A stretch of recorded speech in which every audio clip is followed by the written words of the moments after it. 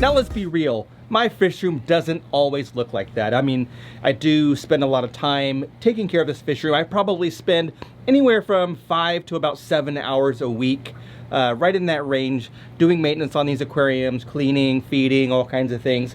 Sometimes a little bit less, sometimes a little bit more, but right around that 5 to 7 hour range. But every time you see it all pristine and looking perfect. But the reality is I have to do a lot of maintenance down here. You can see I'm doing some water changes in a couple of the aquariums. I've got the 125 pumping out right now. I've got my 75-gallon Mbuna tank draining. And you can see here that I've got this 10-gallon quarantine tank with a mudskipper in it. And it's time to do some maintenance on the Indian mudskipper tank. We're going to do a little bit of a water change with the brackish fish and put the new mudskipper in there. So I thought I would just kind of give you guys a behind the scenes instead of just filming a video talking about how we put the fish in there and it's doing great and all that kind of stuff. I wanted to show you the whole process. So I'll go ahead and do a little time lapse here and just kind of give you a behind the scenes and let you see what it's like working down here in this fish room.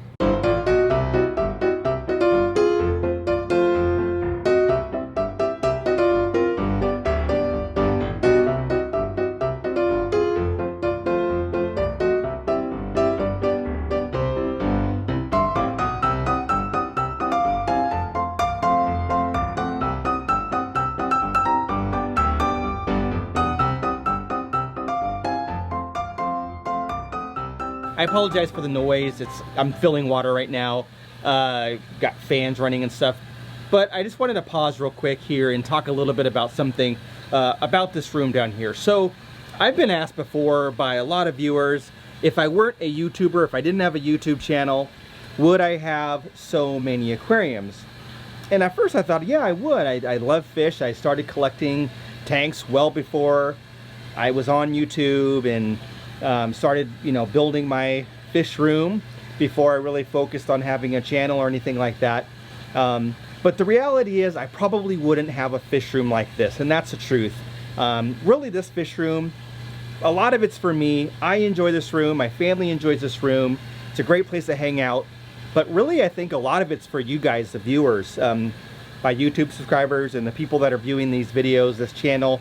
A lot about what I do in this room is for you, for your enjoyment. I do, of course, keep fish that I love and what I want to do, but a lot of it is education for a lot of you. A lot of it is just being able to show you what a fish room can look like and very easily, and entertain you guys as well. So would I have gone through all of this for just myself? Probably not. And I don't think that I probably would have had the support, definitely would not have had the support to be able to afford this fish room were it not for all of you watching this channel, watching my videos, subscribing, hitting that like button. So all of that really does help. So I do want to thank you guys. I just wanted to say that I think that part of me taking care of this room is for me. I'm kind of anal that way with wanting everything perfect, but a lot of it is for you guys as well. So just wanted to pause here and share that little bit with you guys.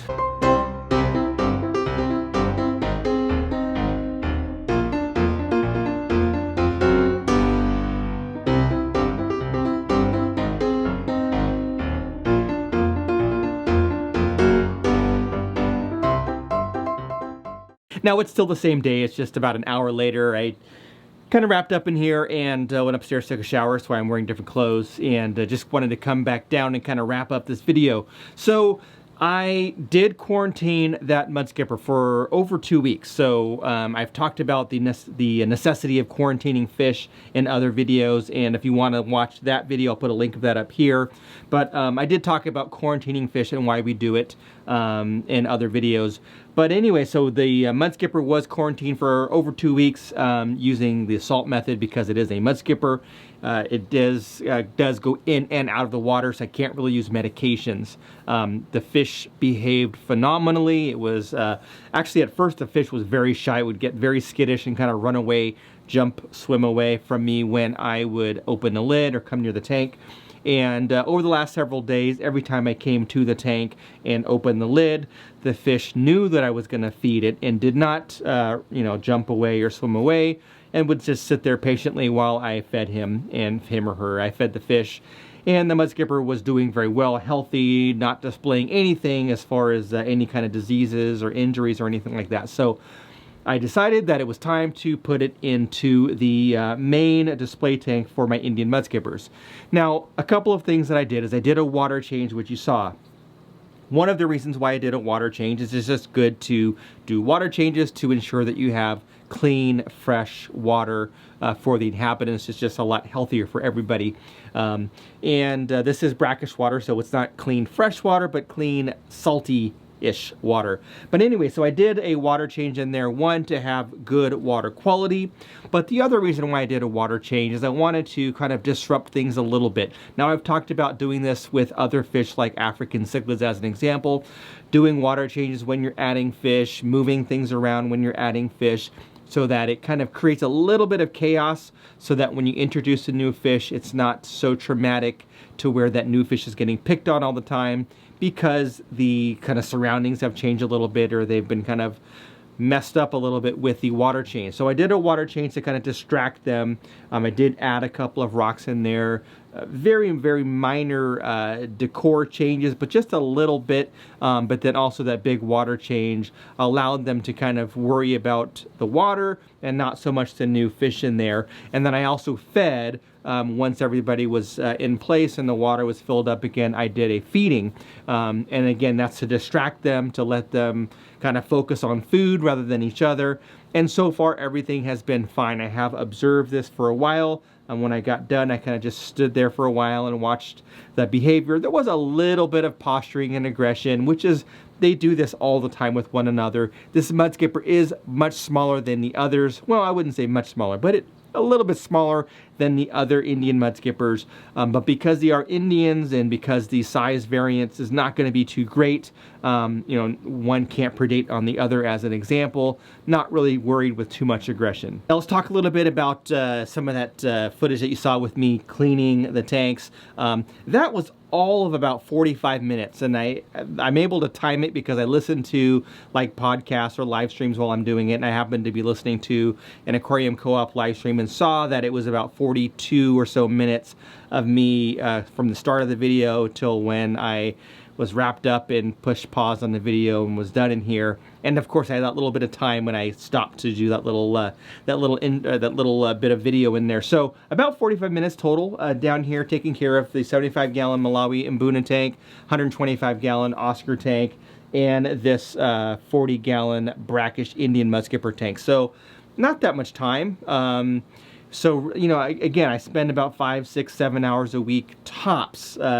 For the majority. If I'm doing like a big project and I'm, changing filters out and doing canister filters and stuff like that, those are the weeks that it's a little bit more time involved.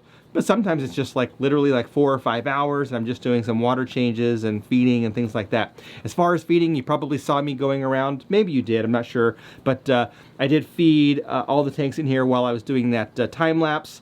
And I was feeding frozen food, so I was feeding frozen brine shrimp and frozen bloodworms to some of my fish. And then I was also going around and feeding some of my favorite flake food, which is the extreme krill flake and the extreme spirulina flake. So I was kind of going around and feeding the fish those as well. Even my African cichlids were eating the flake food.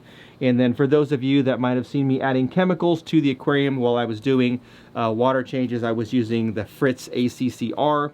It's a powder form. I really like this water conditioner.